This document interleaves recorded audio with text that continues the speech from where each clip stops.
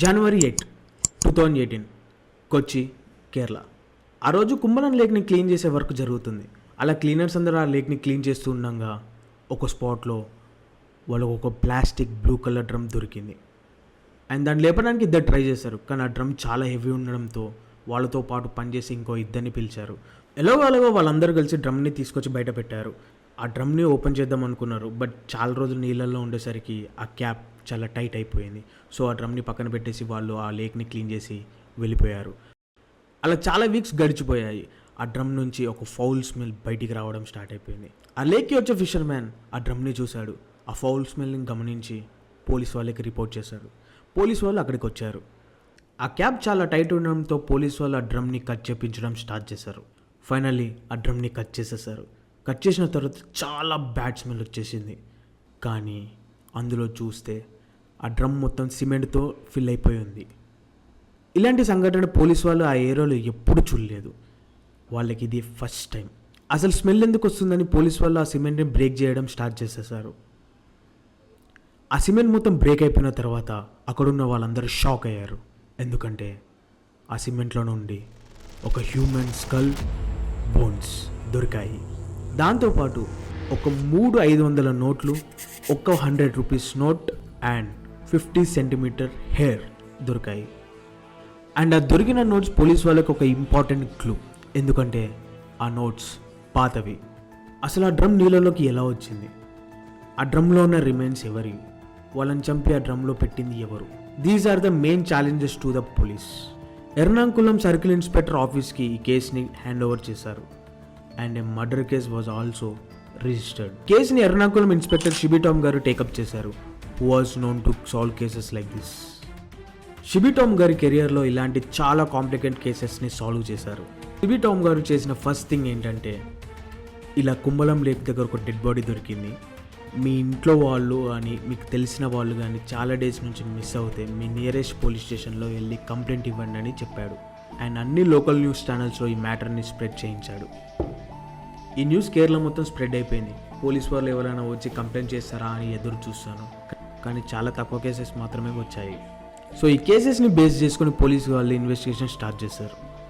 డ్రమ్లో దొరికిన bones and other రిమైన్స్ని ఫారెన్సిక్కి పంపించారు. Forensic వాళ్ళ దొరికిన హెయిర్ శాంపుల్ని చూస్తే ఇది ఒక ఉమెన్ డెడ్ బాడీ అయి ఉంటుందని ఒక డౌట్ పడ్డారు. కానీ ఈ మర్డర్ ఎలా జరిగిందో, ఎప్పుడు జరిగిందో చెప్పలేకపోయారు. సో ఇదంతా తెలుసుకున్న పోలీసు వాళ్ళు పర్టికులర్గా ఫీమేల్స్ ఎవరైనా మిస్ అయ్యి ఉంటే వచ్చి కంప్లైంట్ చేయండి అని మళ్ళీ మ్యాటర్ని లోకల్ న్యూస్ ఛానల్స్లో వేయించారు. ఎటు నుండి చూసిన ఈ మిస్సింగ్ కంప్లైంట్స్ నుండి ఎలాంటి ఇంప్రూవ్మెంట్ అయితే జరగట్లేదు. So the case was not moving forward. Forensic team వాళ్ళు ఆ బోన్స్ని చాలా డీటెయిల్గా ఎగ్జామిన్ చేస్తున్నారు. వాళ్ళకి కొత్తగా తెలిసింది ఏంటంటే, ఆ డెడ్ బాడీ లెఫ్ట్ లెగ్కి 6.5 సెంటీమీటర్ స్క్రూ అండ్ వాషర్ ఉన్నాయి. బేసికల్లీ ఆ స్క్రూ ఏదైనా ఫ్రాక్చర్ అవుతే తప్ప యూజ్ చేయరు. And this is an actual breakthrough. కొత్త విషయం ఏంటంటే, ఆ స్క్రూ మీద ఏదో లెటర్స్ ఉన్నాయని ఫారెన్సిక్ డాక్టర్ ఉమేష్ గారు చెప్పారు.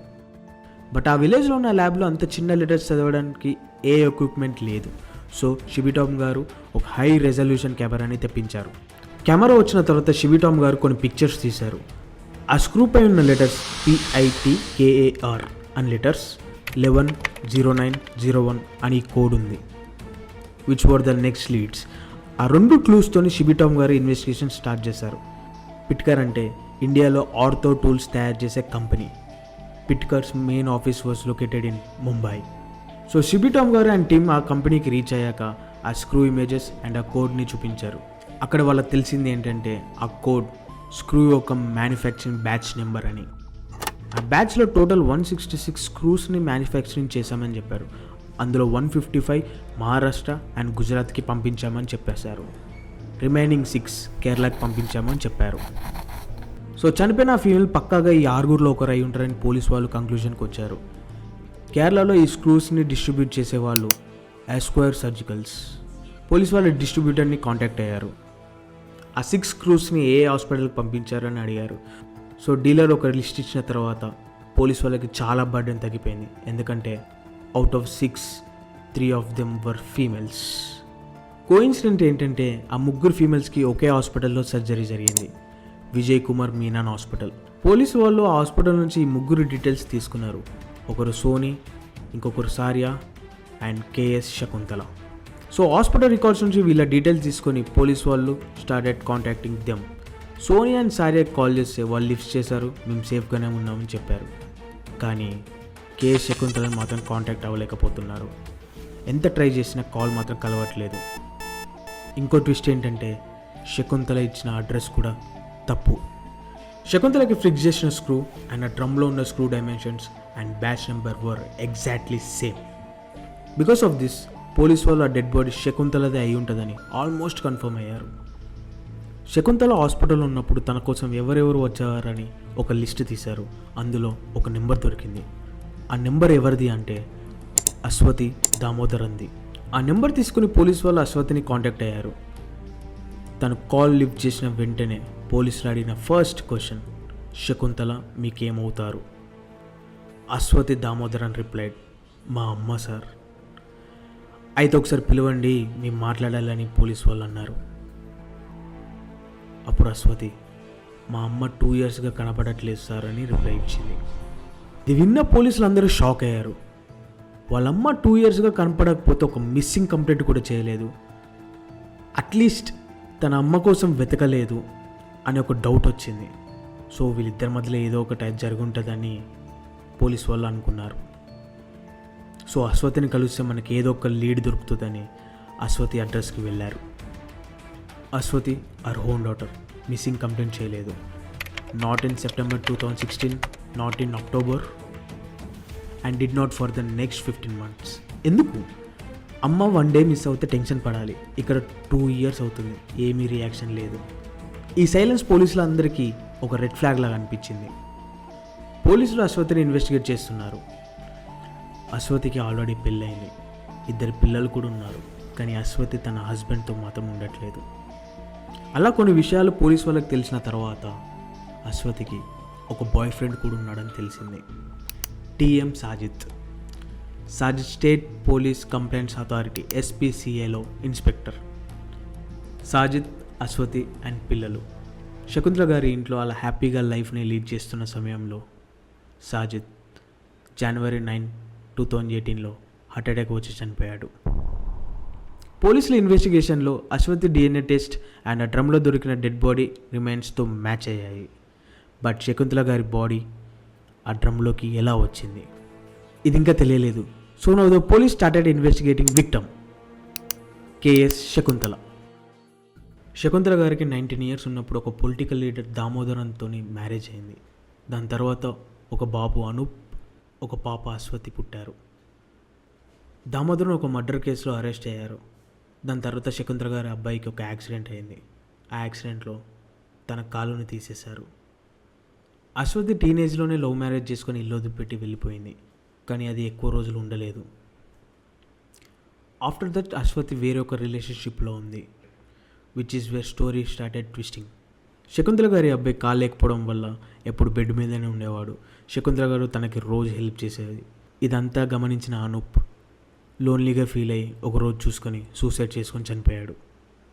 శకుంతల గారు పాస్ట్ 10 yearsలో అన్నీ కోల్పోయారు. హస్బెండ్ ఏమో జైల్లో ఉన్నారు, తన అబ్బాయి ఏమో సూసైడ్ చేసుకొని చనిపోయాడు.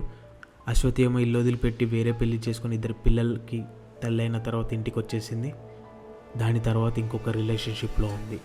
ఇది ఇంకా శకుంతలకి తెలియదు. But Shakuntala was a strong women and ఇవన్నీ ఒంటరిగానే సర్వైవ్ అయింది.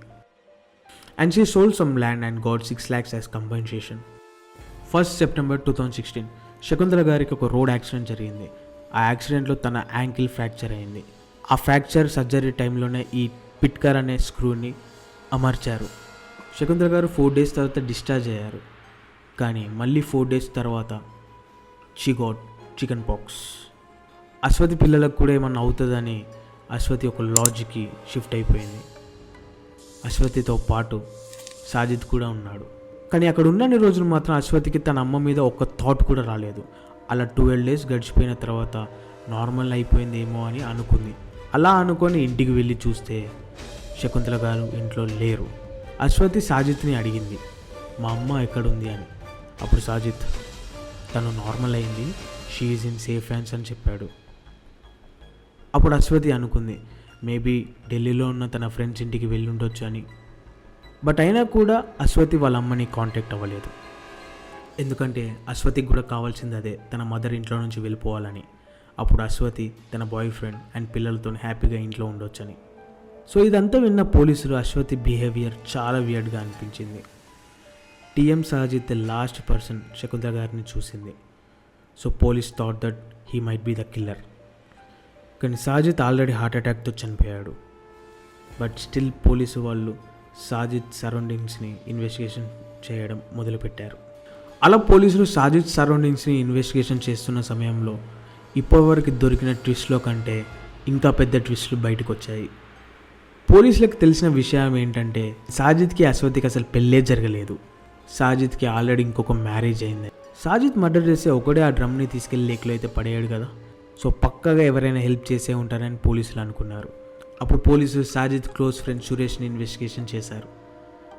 ఇంకొక విషయం, ఈ సురేషే సాజిద్కి డ్రమ్ ఇచ్చాడు. అప్పుడు సురేష్ కొన్ని విషయాలు పోలీసులకు చెప్పాడు. అవును, సాజిద్ నన్ను డ్రమ్ అడిగాడు, నేను ఇచ్చేశాను. డ్రమ్ ఇచ్చిన తర్వాత కొన్ని రోజులకి సురేష్ సాజిద్ని కలవడానికి ఇంటికి వెళ్ళాడు. ఇలా ఒక డ్రమ్ని డిస్పోజ్ చేద్దాము అని చెప్పి ఇంకో నలుగురిని కూడా తీసుకొచ్చాడని చెప్పాడు. కానీ ఆ డ్రమ్ములో ఏముందో మాత్రం ఎవ్వరికి తెలియదు. కానీ సాజిద్, ఆ డ్రమ్లో యానిమల్స్ బోన్స్ ఉన్నాయి, ఇలా నేను రేడియం ఎక్స్ట్రాక్ట్ చేస్తున్నాను, ఇదంతా ఇల్లీగల్, సో ఎవిడెన్స్ అంతా పడేద్దాము అని చెప్పి తీసుకొచ్చాడు. డ్రమ్ని లేక్లో పడేశారు. క్రైమ్ డేట్ ఫ్రెండ్స్ నుంచి తెలుసుకున్నారు, బట్ మోటివ్ ఏంటో ఇంకా తెలుసుకోలేకపోయారు. ఇంట్లో అశ్వతి అండ్ శకుంతల లేని టైం చూసి సాజిద్ తన వైఫ్ సారిక అండ్ సాజిద్ వాళ్ళ మదర్ని శకుంతల వాళ్ళ ఇంటికి తీసుకెళ్లేవాడు.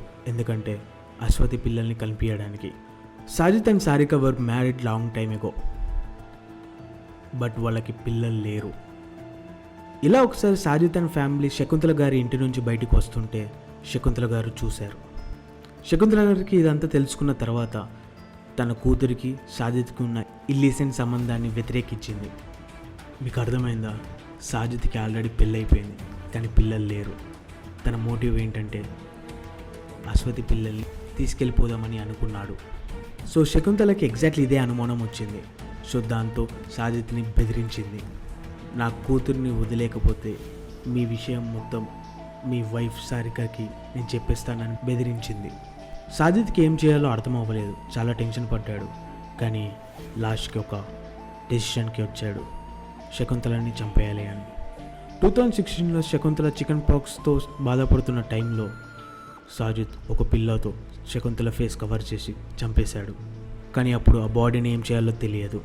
ఎక్కడైనా పడేస్తే దొరికిపోతామని భయపడి సురేష్ ఇచ్చిన డ్రమ్లో ఆ బాడీని పెట్టేశాడు. దాంట్లో సిమెంట్ వేసేసాడు. ఎందుకంటే బాడీ నుండి స్మెల్ కానీ బాడీ ఐడెంటిఫికేషన్ చేయడం చాలా కష్టమని సిమెంట్ని ఫిల్ చేశాడు. పోలీస్ బ్రెయిన్ కదా. ఇంకో విషయం ఏంటంటే సాజిద్తో పాటు అశ్వతి ఉండడంతో ఈ హత్య గురించి అశ్వతికి ముందుగానే తెలుసుంటుందని పోలీసులకు అనుమానం వచ్చింది. సో అశ్వతిపై లై డిటెక్టివ్ టెస్ట్ చేయాలని కోర్టు వారిని కోరారు. స్టార్టింగ్లో లై డిటెక్టివ్ టెస్ట్కి అశ్వతి ఒప్పుకుంది. బట్ కోర్టులో సబ్మిట్ చేసిన తర్వాత ఈ టెస్ట్కి నేను ఒప్పుకోవట్లేదని చెప్పేసరికి కోర్టు ఆ టెస్ట్ని అంగీకరించలేదు. మన ఇండియాలో లై డిటెక్టర్ టెస్ట్ చేయాలంటే ఒక పర్సన్ కన్సెంట్తోనే చేస్తారు, బలవంతంగా చేసే చట్టవిరుద్ధం. సో పోలీసు వాళ్ళు ఇంకా టెస్ట్ చేయలేదు.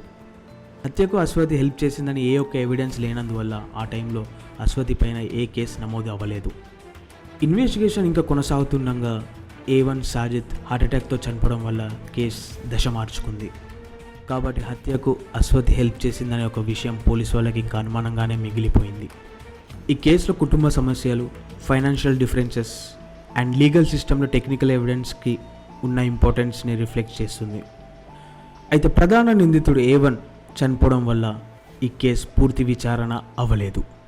So this was the case of KS Shakuntala.